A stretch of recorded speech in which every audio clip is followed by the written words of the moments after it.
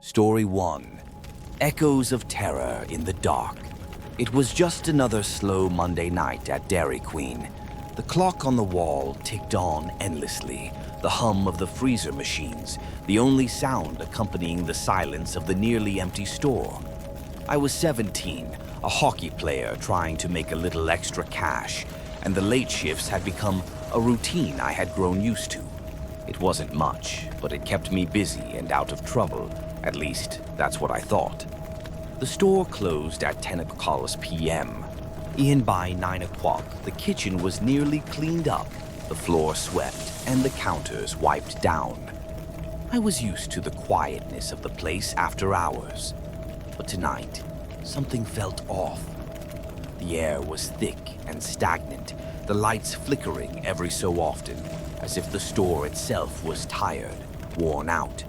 The storm outside had started, light rain tapping against the windows, adding an eerie backdrop to the already unsettling atmosphere inside. As I took the trash out, I noticed something strange. The alleyway behind the store was darker than usual. The only light was coming from the flickering overhead bulb, casting long, distorted shadows against the walls.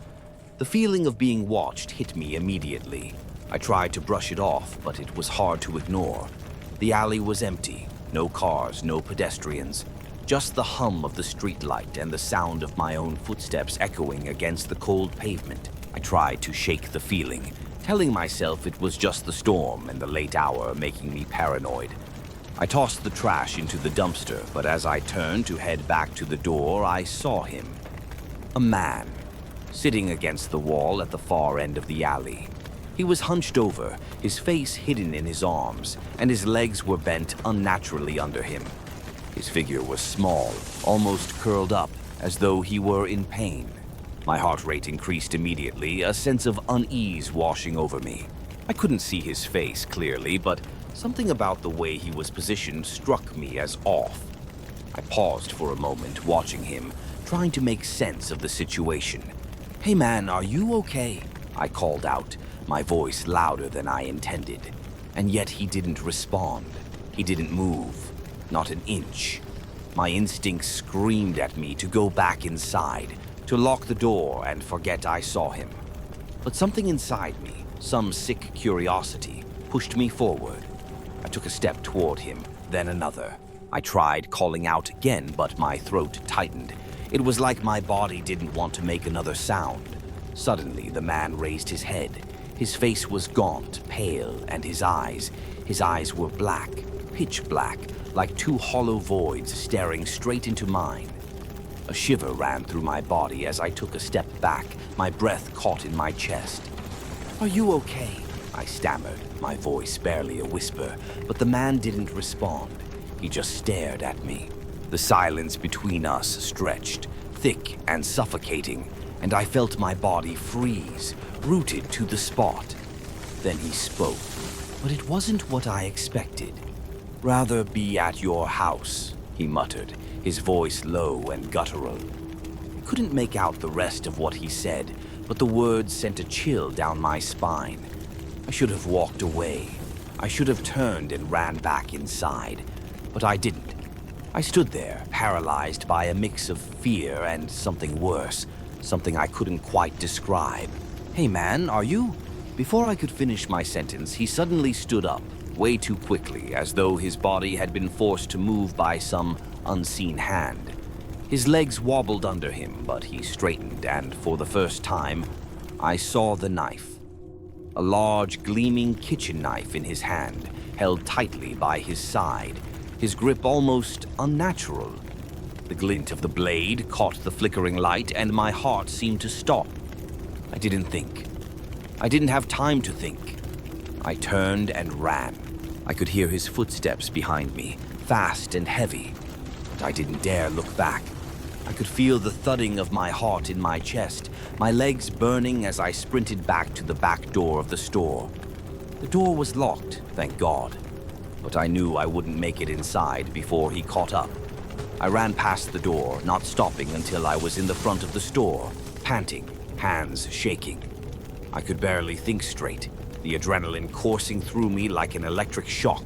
Just as I reached the front door, I heard the sound of the metal door handle rattling behind me. My breath caught in my throat. He was trying to get in. I rushed inside, locking the door behind me, feeling my body tremble uncontrollably as I leaned against the counter. My hands were cold and clammy, my body drenched in sweat. I didn't know how long I stood there, staring at the door, waiting for the man to come crashing through. But he never did. The night passed, the storm raged on, and I never heard from the man again. I finished my shift, barely able to focus on the work in front of me. I couldn't shake the image of his face, those black eyes staring back at me. I tried to convince myself it was just some homeless guy, maybe on drugs or out of his mind. But deep down, I knew it was something more. The way he had stared at me. It wasn't just a look, it was a message, and I couldn't shake the feeling that he would be back. The next few days at work felt like a blur. I couldn't focus on anything, my mind replaying that moment in the alley over and over again.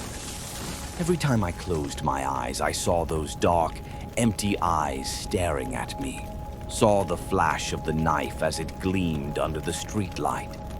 I couldn't understand what had happened, and that only made the terror worse. I felt as though I was waiting for something, waiting for him to come back. I tried to tell myself that it was just some random encounter, that the man was just another lost soul wandering through the night. But I couldn't shake the feeling that something more sinister was lurking just beneath the surface. He had known things. He had said things that didn't make sense, like he knew where I lived, like he had been watching me long before our paths had crossed. As the days passed, the anxiety grew. I couldn't even step outside without looking over my shoulder. The alley behind the store, the one where I had thrown the trash away, now seemed like the entrance to some twisted hidden world. I started to avoid walking there, choosing to take a longer route just to keep from passing it. But even avoiding it didn't help. The unease followed me everywhere. At night, I would hear things that I couldn't explain. Scratching sounds, faint whispers, footsteps that seemed to be just out of earshot. I told myself I was just paranoid, that the encounter had shaken me more than I realized. But deep down, I knew something was wrong. I could feel it, in my bones. It wasn't just my imagination. Then it happened again. I was working the late shift, the store almost empty except for a few customers, when I heard the door chime. A man stepped inside, tall, hunched over, and unmistakably familiar. It was him, the man from the alley. I froze. My blood turned to ice. He didn't look the same as he had that night, but it was him. His eyes, those dark, soulless eyes, were still there, watching me as though he knew exactly what I was thinking. He didn't make a sound as he approached the counter. I could feel the hairs on the back of my neck stand up, my heartbeat loud in my ears. I didn't know if I could handle this again. Not this time. Not after everything that had happened. He stood in front of the counter, silent for a moment, just staring at me. His clothes were ragged, his face gaunt. But it was the eyes that unsettled me the most. They were empty, hollow. "I'll have a blizzard," he said, his voice deep, calm, too calm. I tried to compose myself, forcing my hands to stop shaking. "Coming right up," I muttered, the words barely leaving my mouth. My hands were trembling as I began to prepare his order, but I could feel his eyes on me, never leaving. I kept my head down, trying to focus on the task at hand, but as I scooped the ice cream, I couldn't help but glance up at him. And when I did, his eyes were no longer focused on me. They were fixed on the door. Something about the way he was looking made my stomach drop. I turned around to see what he was looking at, but there was nothing there. The store was empty, just me and him, no one else. I quickly handed him the blizzard, trying not to let my fear show. "Here you go," I said, voice shaky. He took the cup, but instead of leaving, he leaned in closer, his breath cold against my skin. I could feel my chest tighten, my breathing shallow. "You don't know what's coming," he whispered, just loud enough for me to hear. "It's already too late." My stomach twisted with dread. What did he mean? Before I could ask, he stepped back, gave me one last look, those dark eyes filled with something I couldn't understand, and walked out without a word. The door chimed behind him, and I stood there, frozen. The cold chill of his words hung in the air, making it impossible for me to breathe. I didn't move for a long time. I didn't know what had just happened. Had I imagined it? Had it all been a twisted figment of my imagination? Or had he actually been there? But then the whispers began. Quiet at first, almost imperceptible, but growing louder with every passing second. They were soft, murmuring things that I couldn't understand, and they seemed to come from nowhere. The lights flickered overhead, casting long, flickering shadows across the store. I turned around, trying to locate the source of the whispers. But I was alone, completely alone. And then it hit me. I wasn't alone, not really. The man was still here. He had never left. He was inside my head now, his words echoing in my mind, twisting my thoughts, dragging me deeper into his world of darkness. I couldn't breathe. The walls of the store seemed to close in on me, the air thick and oppressive. I could hear my own heartbeat pounding in my ears, louder and louder, until it was all I could hear. Then, suddenly, the door opened again. It was him, the man. But this time his eyes were wide, frantic, almost panicked. His hands shook as he reached out to me, his voice urgent. "They're coming," he gasped. "They're coming for you, too." Before I could respond, the door slammed shut behind him. The lights flickered again, and the whispers grew louder, clearer. The man wasn't just haunting me, he was warning me. The darkness wasn't finished yet. Story 2, The Eyes in the Cabin. The forest stretched out endlessly in every direction, a seemingly endless expanse of dark trees and tangled underbrush.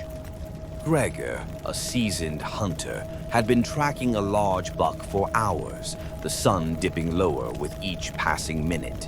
As the evening shadows began to lengthen, he realized with a sinking feeling that he had become disoriented.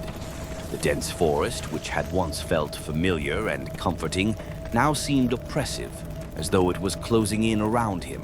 He had lost his bearings. The trees, which had once been markers for his path, now appeared to be identical, their trunks twisted and contorted into strange shapes by years of growth and the weight of the wind. The forest had grown silent, unnaturally so. Not a bird sang, not an insect buzzed, and the faint sound of the wind in the branches seemed to have evaporated. It felt like the forest was watching him, waiting. Gregor stopped in his tracks, the reality of his situation sinking in. He had been out here too long, and the light was quickly fading. He had no choice but to find shelter before night fully fell. The oppressive weight of the dark forest pressed against him, and he began to walk in one direction, hoping to find a way out. After what felt like hours, he stumbled upon a small clearing. At the far end of the clearing, there stood a cabin, its structure worn but standing firm against the elements. The cabin seemed to be out of place in the middle of this wild, untamed forest, but Gregor, desperate for shelter, moved toward it. The sun had almost set, and the last rays of light were quickly vanishing behind the trees. He approached the door cautiously, noticing that it was slightly ajar. The faint scent of wood and dust filled the air as he pushed the door open and stepped inside. The cabin was small, with a single bed against one wall and a hearth that had long since gone cold. The low light from the fading sun filtered through the dirty windows, casting long, eerie shadows across the room. There was something unsettling about the space, though Gregor couldn't place his finger on it. He set his pack down and moved toward the bed, collapsing onto it with a sigh of relief. He decided to sleep here for the night, figuring that he would figure out his way out of the forest come morning. As he lay on the bed trying to ignore the strange feeling of unease creeping up his spine, his eyes wandered around the room. It wasn't long before he noticed the portraits. They were everywhere, on the walls, above the fireplace, next to the window. The paintings were of people, their eyes staring out from the canvas with a cold, unsettling intensity. There was something wrong with the way they looked at him, something twisted in the expressions that seemed to show hatred, malice, even despair.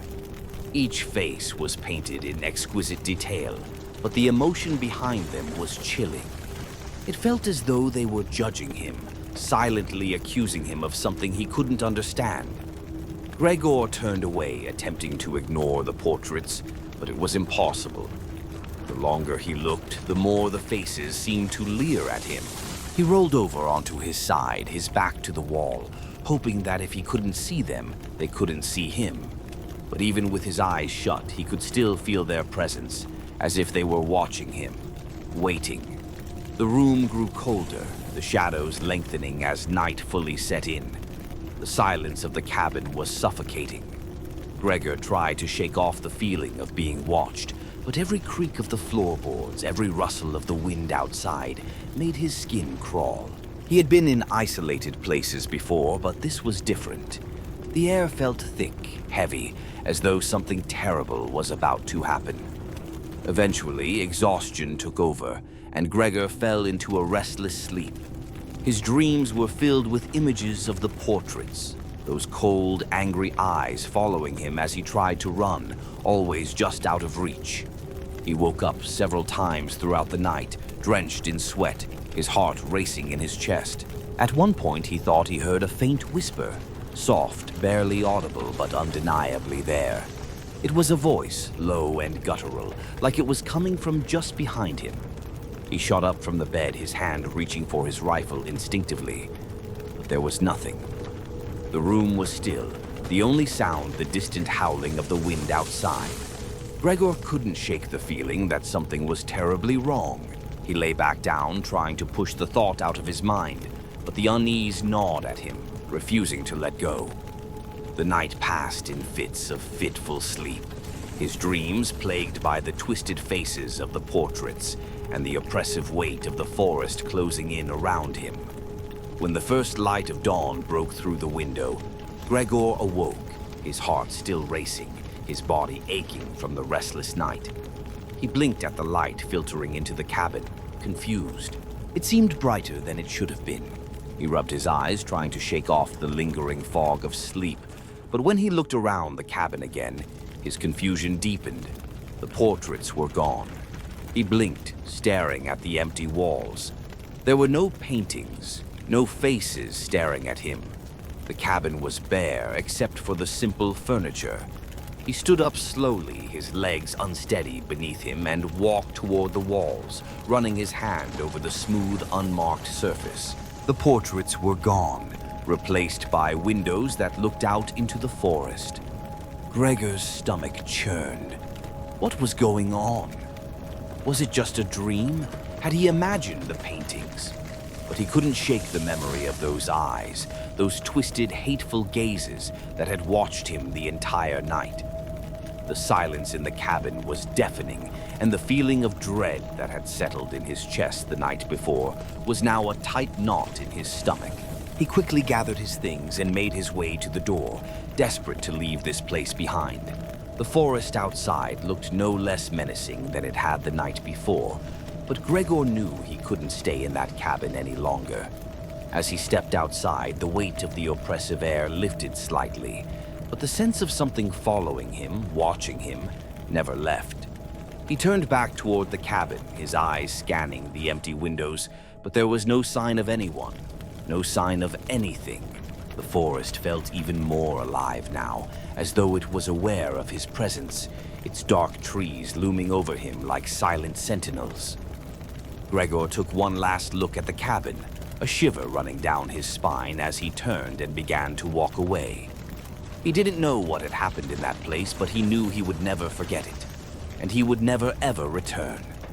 The forest seemed to swallow him as Gregor trudged forward, each step sinking deeper into the soft, uneven earth. The trees, thick and imposing, closed in around him, their branches twisting together like fingers reaching for him. He could feel the weight of the forest pressing against his back, each rustling leaf, each snap of a twig underfoot, amplifying the tension that had settled in his chest. The further he walked, the more he felt the unshakable sensation that something was watching him. With each passing minute, the light of day grew weaker, and the shadows stretched out, reaching hungrily across the path in front of him. The sun had barely risen, but it seemed as if the forest had already begun to succumb to an unnatural darkness. Gregor knew he had to keep moving, but his legs felt heavier with each step, and his mind raced with confusion and fear. How had the cabin changed? What had happened to the portraits? He turned his head every few steps, half expecting to see something, or someone, lurking just behind the trees. But there was nothing. The forest was silent except for the occasional distant bird call. Yet the silence seemed too complete, too suffocating. It was the kind of silence that makes you question your own existence, the kind that feels like the world itself has stopped breathing. After what seemed like hours, Gregor stumbled into another clearing, his breath ragged and uneven. He paused, looking around, trying to orient himself. The forest stretched out endlessly in every direction, but something was different now. The feeling of being lost, of being surrounded by something malevolent, had grown more intense. In the middle of the clearing, he spotted something that made his heart stop. A figure, standing motionless at the far end. It was a man, tall and thin, draped in a tattered cloak that blended with the shadows of the trees. Gregor's heart thudded painfully in his chest as he instinctively reached for his rifle, but his fingers only brushed against empty air. His rifle was gone. He looked down in shock, his breath catching in his throat. He hadn't even noticed it was missing. The figure began to move toward him slowly, its steps deliberate and unnerving in their calmness. Gregor's feet felt rooted to the spot, his body frozen in fear. As the figure drew closer, he saw its face, or what was left of it. It was pale, gaunt, with hollow eyes that seemed to burn with an unnatural fire. The figure's mouth was a gaping hole, stretched wide into a grotesque smile, its skin wrinkled and decaying, like a corpse left too long in the elements. "Are you lost, Hunter?" the figure rasped, its voice a hollow echo that sent chills down Gregor's spine. I don't understand," Gregor managed to whisper, his voice trembling. "What do you want from me?" The figure did not answer immediately. It simply continued its slow approach, its gaze fixed on Gregor with an unnerving intensity. "You took something," it said at last, its voice distorted, as though multiple voices were speaking at once. "You took what was never meant for you." Gregor took a step back, panic rising in his chest. He turned, looking desperately for any way out of the clearing, but there was nowhere to go. The forest seemed to have closed in, blocking every escape. The figure was now standing just inches away from him, its foul breath making the air around Gregor feel thick and suffocating. "I didn't take anything," Gregor said, his voice barely a whisper. "I just wanted to get out. I don't know what's happening." The figure reached out with long, bony fingers, placing a cold hand on Gregor's chest. A shock of icy terror ran through him, and he gasped for air as his body went rigid, frozen by the touch.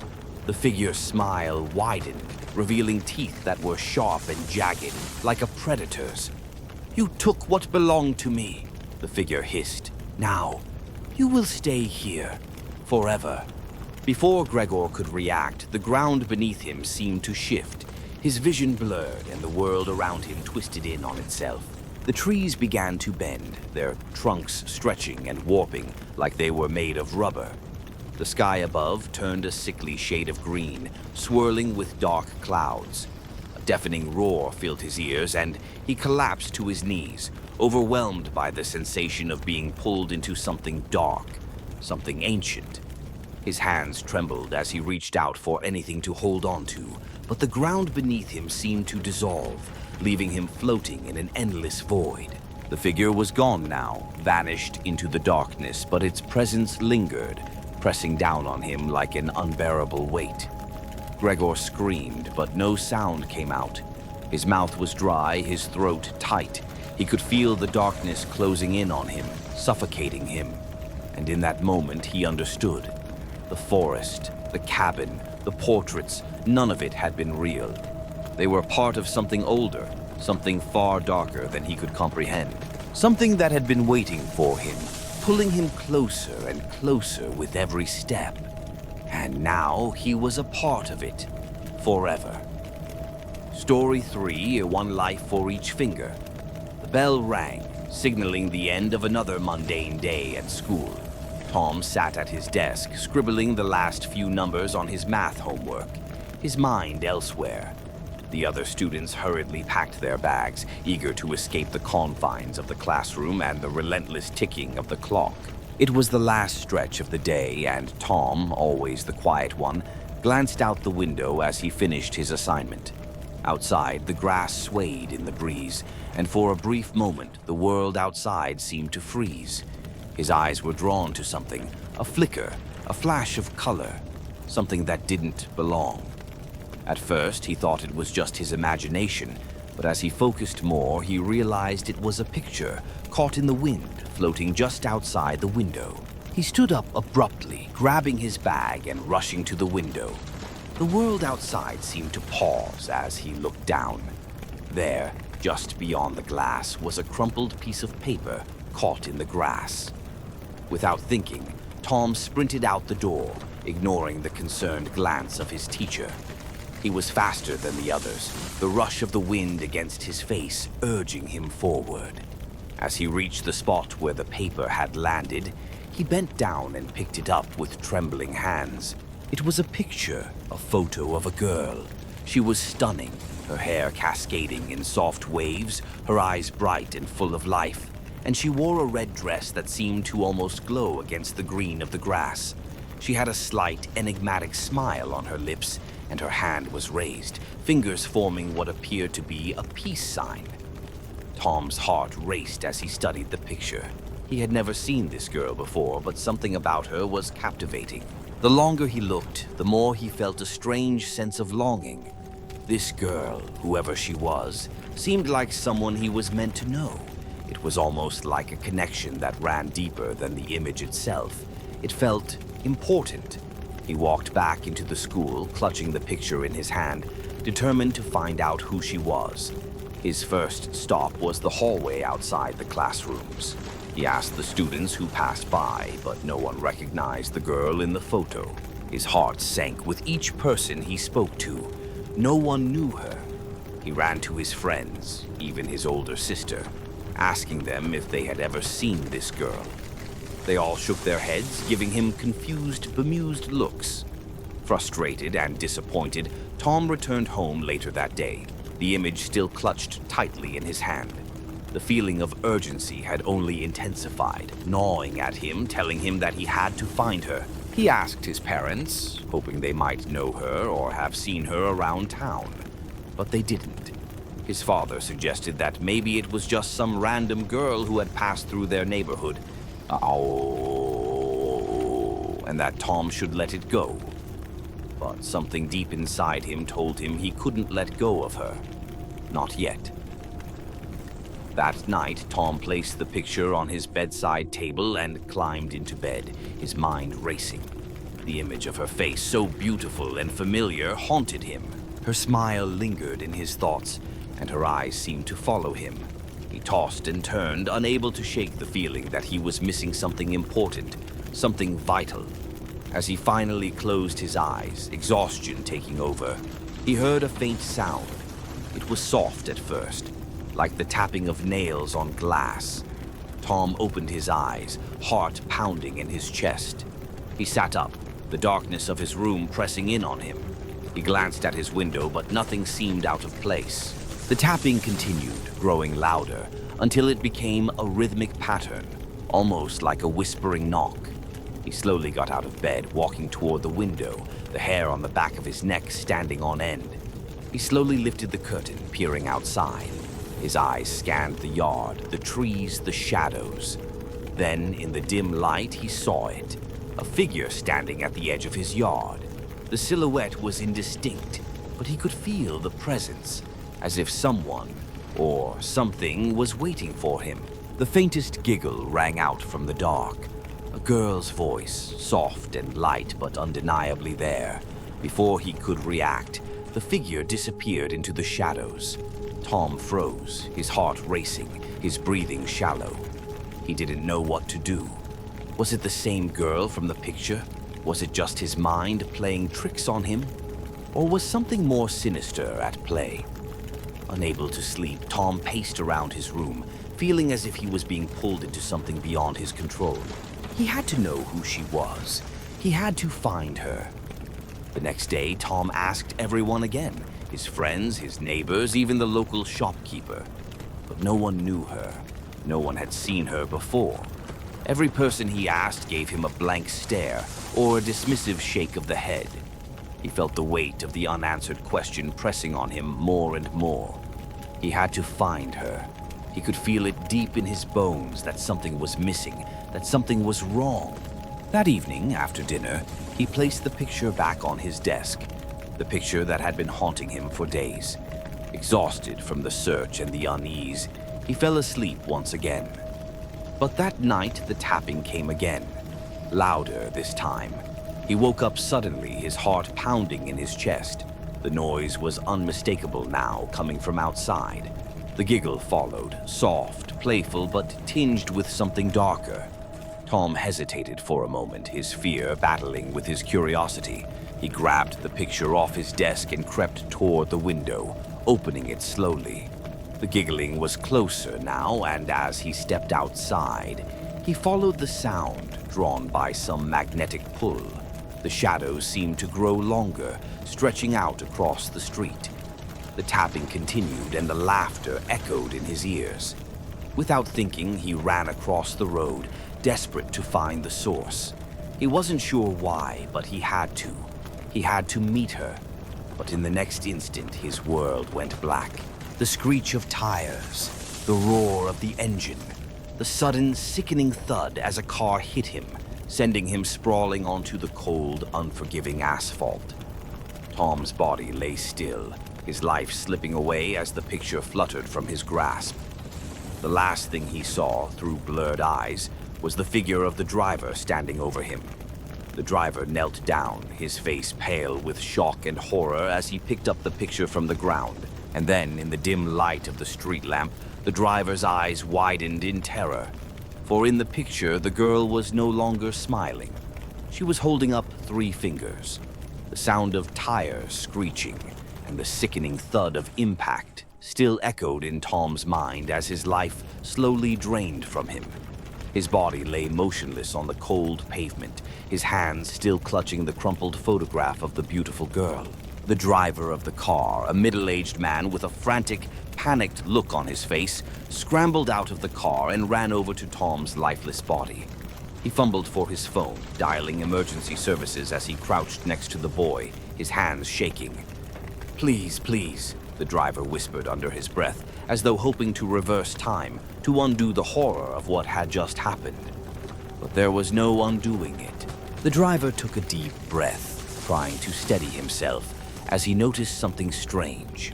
Clutched in Tom's cold hand was the picture, the same picture that had been haunting the boy for days. The driver's eyes widened as he stared at it. His breath caught in his throat as he gazed at the image of the girl. Her bright smile was still there, the red dress fluttering lightly as if caught by the wind. But something was terribly wrong now. The girl in the picture was holding up 3 fingers. 3 fingers. The driver's heart skipped a beat. He had seen it. The moment he'd picked up the picture, something shifted in the air. The atmosphere around him seemed to thicken, as though the very air had grown colder. It was as if the picture had changed, and with it, the presence that had been haunting Tom was now in the real world. The photo had been innocent before, but now it was filled with dread. The dispatcher on the phone was still talking, but the words blurred into the background as the driver stood there, mesmerized, his hands trembling as he slowly turned the photo around, examining the back. And there it was, a message written in dark ink. It was faint, almost too faded to read, but there was no mistaking the words that appeared before him. 1 life for each finger, 3 for your soul. A wave of cold washed over the driver. The words seemed to burn into his skin, like they had been etched directly into the paper. He couldn't breathe.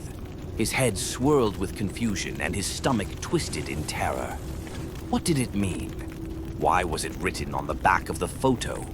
How could a simple photograph have such an effect on reality?